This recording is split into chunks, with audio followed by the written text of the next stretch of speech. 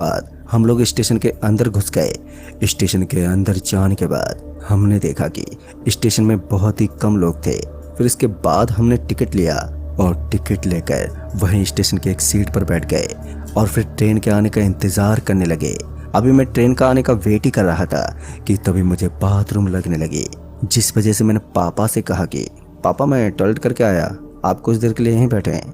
इतना कहकर मैं सीट से उठा और वहां से जाने लगा और फिर मैं सीधे उस स्टेशन के एक बाथरूम में गया और टॉयलेट करने के बाद जैसे मैंने हाथ धोने शुरू किए कि तभी मैंने देखा कि वहीं मेरे बगल में कोई बैठा रो रहा है।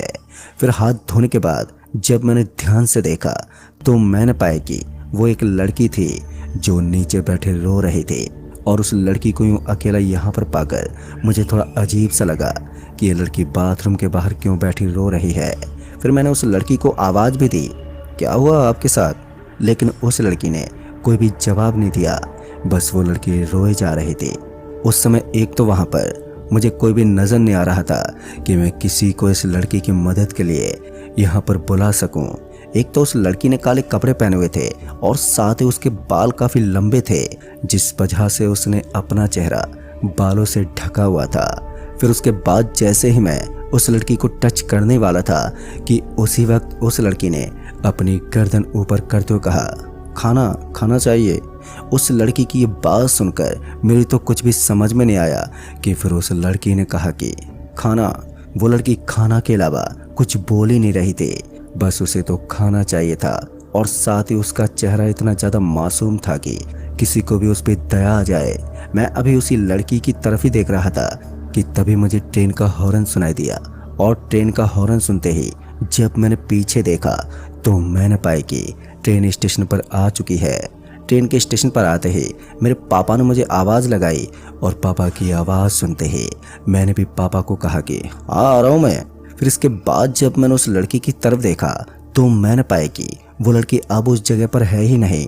और उस लड़की को उस जगह पर ना पाकर मैं थोड़ा सहम सा गया कि इतनी सी देर में भला वो लड़की आखिर कहाँ गायब हो गई। मेरे तो उस वक्त बिल्कुल भी समझ में नहीं आया कि वो लड़की अचानक से कैसे गायब हो गई। मैंने उस लड़की को इधर उधर देखा पर वो लड़की मुझे कहीं भी नजर ही नहीं आई। उस वक्त मैं अभी यही सब सोच रहा था कि तभी मेरे पापा ने मुझे दोबारा आवाज़ लगाई। इस बार उनकी आवाज़ सुनते ही मैं जल्दी से उनके पास पहुंचा और उनके पास पहुंचने के बाद मैंने पापा को उस लड़की के बारे में बताया कि मुझे वहां पर एक लड़की बैठी मिली थी और फिर वो लड़की अपने आप गायब हो गई। मेरी ये बात सुनकर मेरे पापा ने कहा कि ये सब तेरा वहम होगा, ऐसा कुछ नहीं होता है, चल ट्रेन के अंदर जल्दी चल। ट्रेन के अंदर जाने के बाद हमने देखा कि उस बोगी में 4 से 5 लोग बैठे हुए हैं और फिर उसके बाद हम लोग भी वहीं पर एक सीट पर जाकर बैठ गए। मैं तो खिड़की वाली सीट पर बैठ गया क्योंकि मुझे ट्रेन से बाहर का नज़ारा देखना बहुत ही ज़्यादा पसंद था। फिर उसके बाद ट्रेन ने भी हॉर्न दे दिया और ट्रेन उस स्टेशन से रवाना हो गई। ट्रेन अपनी रफ्तार पकड़ चुकी थी और मैं खिड़की के बाहर देख रहा था। लेकिन उस वक्त मेरे जहन में अभी यही सब सवाल चल रहे थे कि आखिरकार वो लड़के उस जगह से कहाँ पर चले गई। मैं यही सब सोचते सोचते ट्रेन से बाहर देख रहा था। और फिर थोड़ी देर के बाद जब हम लोग काफ़ी दूर निकल आए तो पापा को नींद आने लगी। फिर उसके बाद पापा थोड़ी देर के बाद सो गए, मगर मुझे अभी भी नींद नहीं आ रही थी, जिस वजह से मैं जगा हुआ था और इधर उधर देख रहा था। मैं अभी इधर उधर निहारी रहा था कि तभी मैं अपनी सीट से उठा और सीधा दरवाजे पर पहुंचा क्योंकि मुझे वहां पर खड़ा होना ज़्यादा अच्छा लगता था। मगर जैसे ही मैं वहां पर पहुंचा तो मैंने देखा कि उस बोगी के दरवाजे पर पहले से कोई आदमी बैठा हुआ है। फिर मैं भी साइड में जाकर खड़ा हो गया और मैं अभी बाहर की तरफ देख ही रहा था कि तभी उस आदमी ने कहा, वो लड़की तुम्हें भी दिखी है ना? उस आदमी की बात सुनकर मैं तो एकदम से चौंक गया कि इस आदमी को उस लड़की के बारे में कैसे पता कि मैंने उस लड़की को देखा है। अब मैं उसी आदमी को देख रहा था और फिर साथ ही उस आदमी ने वही बात मुझसे दोबारा कही, जिस पर मैंने उस आदमी से कहा, तुम्हें कैसे पता उस लड़की के बारे में और आप हो कौन?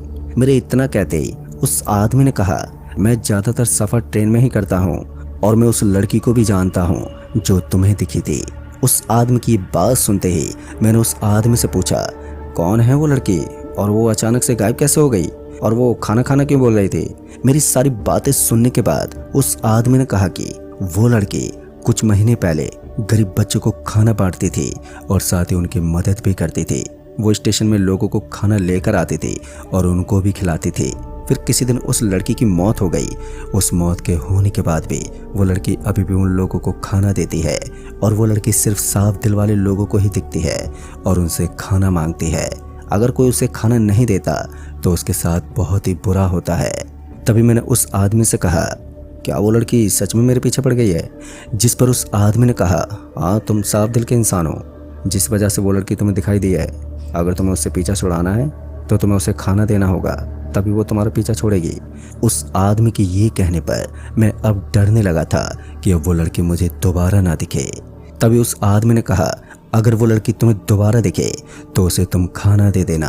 और फिर दोबारा उस आदमी से मैंने कहा कि अगर वो लड़की मुझे नहीं दिखी तो फिर इसके बाद क्या होगा? फिर उस आदमी ने कहा, वो तो आगे पता चल जाएगा। और इतना कहकर वो आदमी दूसरी बोगी में चला गया और फिर मैं भी अपनी सीट पर जाकर बैठ गया। मगर मैं सीट पर बैठे बैठे घबरा रहा था। फिर उसके बाद ट्रेन एक स्टेशन पर रुकी और जब मैंने बाहर की तरफ देखा तो वो स्टेशन उस वक्त पूरा वीरान दिख रहा था। कोई भी आदमी मुझे वहां पर नहीं दिख रहा था। फिर इसके बाद जब मैंने पानी पीने के लिए बोतल निकाली तो मैंने देखा कि मेरी बोतल में पानी नहीं था। बोतल में पानी ना देखकर मैंने सोचा कि क्यों ना स्टेशन पर उतरकर बोतल में पानी भर लेता हूँ। वैसे भी ट्रेन तो अभी रुकी हुई है और मुझे प्यास भी बहुत लगी है। फिर मैं ट्रेन से नीचे उतरा और वहां से पानी भरने के लिए जाने लगा। फिर मैंने वहां से पानी भरा, पर जब मैं पानी भर रहा था तो मुझे उस स्टेशन पर डर भी लग रहा था क्योंकि वो स्टेशन पूरा खामोशी से भरा हुआ था। मैंने जल्दी जल्दी पानी भरा और वहां से जाने लगा। लेकिन जैसे मैं आगे बढ़ा कि तभी किसी ने मेरे नाम से मुझे पुकारा और जब मैंने पीछे मुड़कर देखा तो मेरी आंखें फटी की फटी रह गई क्योंकि मैंने देखा कि वही लड़की अब मेरे सामने खड़ी थी। उस लड़की को देखकर मेरे अंदर अब डर की सीमा बढ़े जा रही थी। उस वक्त मैं आपको बता नहीं सकता कि मैं किस हालत में था। उस लड़की का चेहरा अब और भी ज्यादा डरावना हो चुका था। जो पहले मासूम था अब वो खौफनाक बन गया था। मैं डरा सहमा वहीं पर जमा हुआ था। मेरे मुंह से अब आवाज भी नहीं निकल रही थी। मैं बार बार कोशिश किए जा रहा था पर मेरे मुंह से एक भी शब्द नहीं निकला। मैं अभी डरा सहमा वहीं पर खड़ा ही था कि तभी उस लड़की ने कहा, खाना दे दो। उसकी ये बात सुनते ही मैं अपने आप ही नॉर्मल हो गया। जहां मेरी आवाज नहीं निकल रही थी अब मैं बोलने लगा था। फिर वहां से भागने लगा और सीधा जाकर अपनी बोगी में घुस गया। मगर मेरी हवा तो तब टाइट हो गई जब मुझे उस बोगी में कोई भी नहीं दिखा। मेरे पापा भी अब अपनी सीट पर नहीं थे। मैं अपने पापा को उस बोगी में ढूंढता रहा मगर मुझे मेरे पापा उस बोगी में कहीं भी दिखाई नहीं दिए। पर जब मेरे पापा दिखाई नहीं दिए तो मैं जोर जोर से चिल्लाने लगा और साथ ही मैं अब बुरी तरह से रोने भी लगा था क्योंकि मेरे अंदर अब उस लड़की का डर बस चुका था। मैंने जैसे तैसे करके अपने आप को संभाला और फिर से मैंने अपनी निगाहें बोगी में चारों तरफ घुमाई पर मुझे बोगी में कोई भी दिखाई नहीं दिया। लेकिन जैसे मैं अपनी सीट पर गया तो एकदम से ट्रेन की लाइट बंद चालू होने लगी। उस वक्त मैं पहले से ही घबरा रखा था और अब ये लाइट को बंद चालू होता देख मैं बुरी तरह से सहम गया था। मैं अब बस कोने में जाकर खड़ा हो गया और रोने लगा कि अब मैं करूँ तो करूँ क्या। मैं अभी रो ही रहा था कि तभी मुझे एकदम से उस आदमी की बात याद आ गई। उस आदमी ने कहा था कि अगर तुम उस लड़की को खाना दे देते हो तो तुम